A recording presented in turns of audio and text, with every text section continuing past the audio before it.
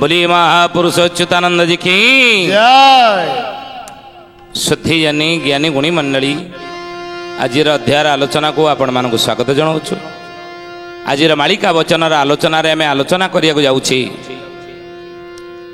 जे ई समय 2024 मसीहा ठारू 2028 मसीहा पर्यंत कौन कौन विपत्ति पड़ो ई विपत्ति समय रे क्यों क्यों माने ये विपद रे पड़े आगे किए पड़े तेणु विपद कहा कहा उपरे पड़ो क्यों मानकर विपद रे क्षति हेब ई विषय आज मालिका वचन रे आम आलोचना करने जाऊँचे। जो संसार विपद पड़ो ये विपद कहा कहा उपरे पड़ो क्यों मानक उपरे प्रथमे पड़ो महापुरुष मालिका रे लिखिले आगे कृषिकारी विनाश होइबे तदंते धनिक लोक बहुल तदंते धनिक लोक राज सेवायत तापरे मरिबे पड़िबती मड़क। जय जगन्नाथ जय जगन्नाथ जय जगन्नाथ जय जगन्नाथ। मालिकार नाम है शिवकल्प नवखंड निर्घंट अच्युतानंद लिखिले प्रथमे कि विपद आपद कहा उपरे प्रथमे पड़ो ए समय जगते पड़ो दुख लो बौड़ विरजा देलेनी डाक बौड़ लो विरजा देलेनी डाक 64 जोगनी संग तरे घेनी संसारे पड़ो दुख। जय जगन्नाथ जय जगन्नाथ जय जगन्नाथ जय जगन्नाथ। छतिया बटर हरिदास महापुरुष लिखिले कहले बाबूरे ए समय रे जगते पड़ो दुख लो बौड़ विरजा देलेनी डाक ये जगत को दुख बढ़ो जगत उपर दुख बढ़ो। शिष्य बा मैत्र नीलाद्रिनंद पचारे कहले हे मैत्रे ये जगत उपर संसार उपर कहा कहा उपर दुख पड़ो ना आगे कृषिकारी विनाश होइबे तदंते धनिक लोक राज सेवायत तापरे मरिबे पड़िबती मड़क। बोले बाबूरे प्रथमे कृषिकारी उपरे दुख पड़ो आगे कृषिकारी विनाश बे आगे किए मरिबे ना आगे कृषि मरिबे चाषी मरिबे किमिति ना महापुरुष लिखिछन मालिका रे कथा कौन कहले कहले बाबूरे चाष हेब गोरु चरालो बौड़ चाषी मुंड कोड़ी हेबे बौड़ लो चाषी मुंड कोड़ी हेबे धान चाउड़ जे पोषे न मिलिब अनाहारे मरुथिबे माघ मासे महाग्रीष्म होइब बैशाख मासरे शीत बौड़ लो बैशाख मासरे शीत 13 दिने षड ऋतु भोग हेब शुण तो विनता सुत। जय जगन्नाथ जय जगन्नाथ जय जगन्नाथ जय जगन्नाथ। कहले बाबूरे माघ मासे महाग्रीष्म हेब बैशाख मासरे शीत प्रथमे कृषिकारी मरिबे कहीं कृषिकारी कहले कि ना चाषी बा चाषी एमाने कहीं मरिबे प्रथमे ना कहीं मरिबे ना माघ मासे महा ग्रीष्म हब बैशाख मासरे शीत हेब माघ मासरे बाघ बड़ी शीत हवा कथा किंतु शीत हबनी जोर गरम हवा आज तो कुंद होउची मध्य ऋतुचक्र परिवर्तन फल जलवायु परिवर्तित होइछि। आउ वैशाख मास जो आसो से शीत बढ़ो बोली अच्युतानंद महापुरुष मालिका लिखिले 13 दिने षड ऋतु भोगव 13टा दिन 6टा ऋतु को कली जुगर लोक मैंने भोगिबे देखिबु रे बाबू राम ई कथा को भगवान कृष्ण गरुड़ आगे कही द्वापर जुगरे शुणत विनता सुत हे विनता सुत गरुड़ कली जुग शेष वैशाख मासरे शीत लोक मैंने अनुभव करेंगे आउ 13टा दिन 6टा ऋतु को कली जुगर लोक मैंने भोगिबे आउ सेतेबेले ऋतुचक्र परिवर्तन हो जा फल कि श्रावण मासरे भांगिब नड़िया बैशाखे फुटिब कई बौड़ लो बैशाखे फुटिब कई गोचर धंदा को छसी जीव चषा धर्म को बरजी देई चाष हेब गोरु चरा लो बौड़ चाषी मुंड कोड़ी हेबे बौड़ लो चाषी मुंड कोड़ी हेबे धान चाउड़ जे पोषे न मिलिब अनाहारे मरुथिबे। जय जगन्नाथ जय जगन्नाथ जय जगन्नाथ ଜଗନ୍ନାଥ ଜୟ ଜଗନ୍ନାଥ। କହିଲେ ଶ୍ରାବଣ ମାସରେ ଭାଙ୍ଗିବ ନଡ଼ିଆ, ବୈଶାଖ ଫୁଟିବ କଇଁ, ଆଷାଢ଼ ଶ୍ରାବଣରେ ଆଉ ବର୍ଷା ଭଲସେ ହେବ ନାହିଁ। ଶ୍ରାବଣ ମାସରେ ଭାଙ୍ଗିବ ନଡ଼ିଆ।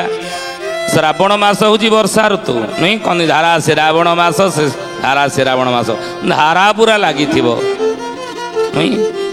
ଆଷାଢ଼ ଶ୍ରାବଣ ବର୍ଷା ଋତୁରେ ବର୍ଷା ହେବ ନାହିଁ। ମାଟି ଏତେ ଟାଣ ହେଇଥିବ ରେ ରାମଚନ୍ଦ୍ର, ନଡ଼ିଆ ପିଟି ଦେଲେ ଭାଙ୍ଗିଯିବ। ଜ୍ଞାନୀ ଗୁଣୀ ମଣ୍ଡଳୀ ସୁଧୀଜାନୀ, ଆପଣ କ'ଣ ଆଜି ଅନୁଭବ କରୁନାହାନ୍ତି ଏ କଥା? ଆଜି ଏ ଘଟଣା ଘଟିବା କ'ଣ ଆଉ ବାକି ଅଛି? ଦେଖନ୍ତୁ ଆଷାଢ଼ ଶ୍ରାବଣରେ ବର୍ଷା ଠିକ୍ ସେ ହେଉନାହିଁ।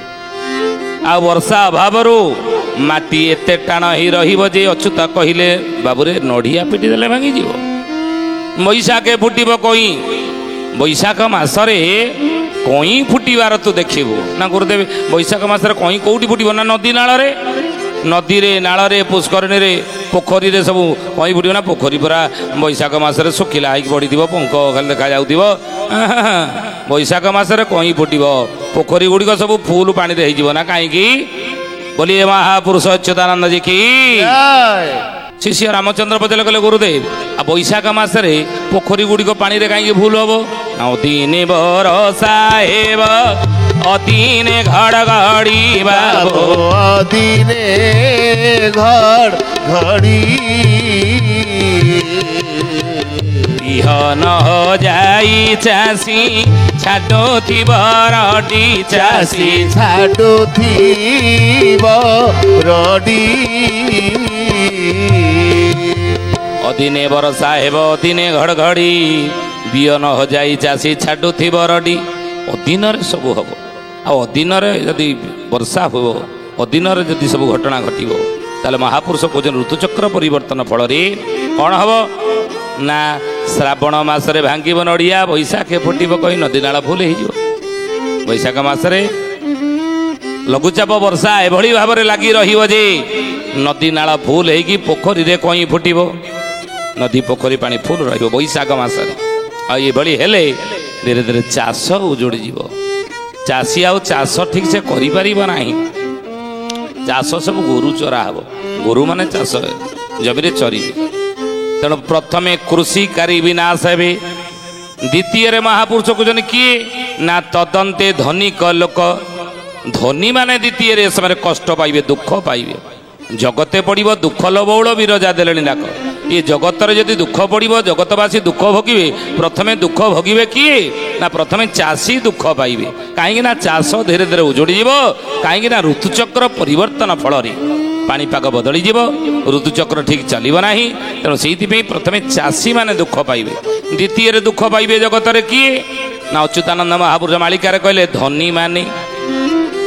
ତଦନ୍ତେ ଧନୀମାନେ ଦୁଃଖ ପାଇବେ। କେମିତି ଧନୀମାନେ ଦୁଃଖ ପାଇବେ? ଅଚ୍ୟୁତାନନ୍ଦ ମାଳିକାରେ ଲେଖିଲେ ଉଭା ଧନ ମାନ ରାଜା ହରି ନେବେ, ପୋତା ହରିବେ ବାସୁକି, ବଉଳ ଲୋ ପୋତା ହରିବେ ବାସୁକି। ବଡ଼ ବଢ଼ିଆ ଯେ କେହି ନ ରହିବେ, ହେତୁ କର ରାମ ନିକି। ନାହିଁ ବେଶୀ ଭେଳ ଆଉ ଲୋ ବଉଳ, ନିକଟେ ହୋଇବ ଦେଖା। ବଉଳ ଲୋ ନିକଟେ ହୋଇବ ଦେଖା। ପଞ୍ଚ ସଖା ମାନେ କହି ଯାଇଛନ୍ତି, ପୁରାଣେ ହୋଇଛି ଲେଖା। ଜୟ ଜଗନ୍ନାଥ ଜୟ ଜଗନ୍ନାଥ ଜୟ ଜଗନ୍ନାଥ ଜୟ ଜଗନ୍ନାଥ। ମହାପୁରୁଷ କହିଲେ କହିଲେ ବାବୁରେ ଏ କଥାକୁ ମୁଁ କହୁନାହିଁ। ଦ୍ୱିତୀୟରେ ଧନୀମାନେ ମରିବେ କେମିତି ନା ଉଭା ଧନ ମାନ ରାଜା ହରି ନେବେ, ପୋତା ହରିବେ ବାସୁକି। ଉଭା ଧନ କହିଲେ କ'ଣ ଉପରି ଧନ? ବାରମ୍ବାର ଏ କଥା ବାରମ୍ବାର ଆମେ କହିକି ଚେତେଇଛୁ ଯେ ଉଭା ଧନ ମାନ ସମୟ ଦିନେ ଆସିବ, ଦିନେ ରାଜା ହରି ନେବେ। ଆଜି ରାଜଶାସନ ନାହିଁ, ପ୍ରଜା ଶାସନ ଆସିଛି, ଚାଲିଛି। ରାଜା ଶାସନ ଯାଇଛି, ପ୍ରଜା ଶାସନ ଚାଲିଛି। ରାଜତନ୍ତ୍ର ଯାଇଛି, ଗଣତନ୍ତ୍ର ଆସିଛି ନାଇଁ। ଆଉ ଏ ଗଣତନ୍ତ୍ରରେ ମହାପୁରୁଷ କହୁଛନ୍ତି ମନ୍ତ୍ରୀମାନେ ଶାସନ କରୁଛନ୍ତି। ତେଣୁ ମହାପୁରୁଷ ସେଇଥିପାଇଁ ଲେଖିଲେ, କହିଲେ ବାବୁରେ ସେଇ ରାଜା ହରି ନେବେ କାହାକୁ ନା ଉଭା ଧନ।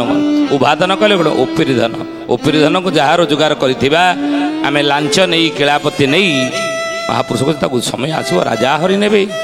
ଏତେ ଟଙ୍କା ବିଡ଼ା ବିଡ଼ା ନୋଟ 500 ଟଙ୍କିଆ, 5 କୋଟିର ଟଙ୍କା ବାହାରିବ କି କଥା?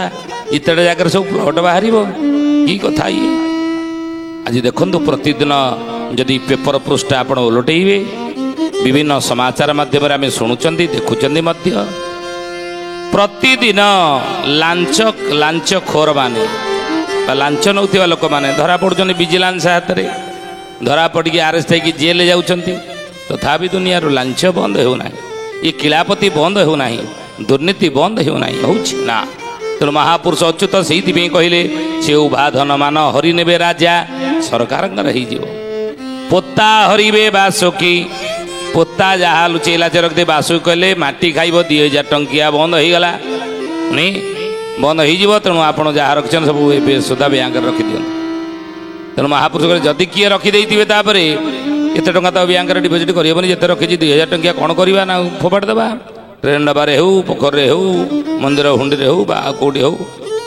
तेणु आपको पकईदेवा बासुकी माटी खाइब बड़ बड़िया जे केही न रहिबे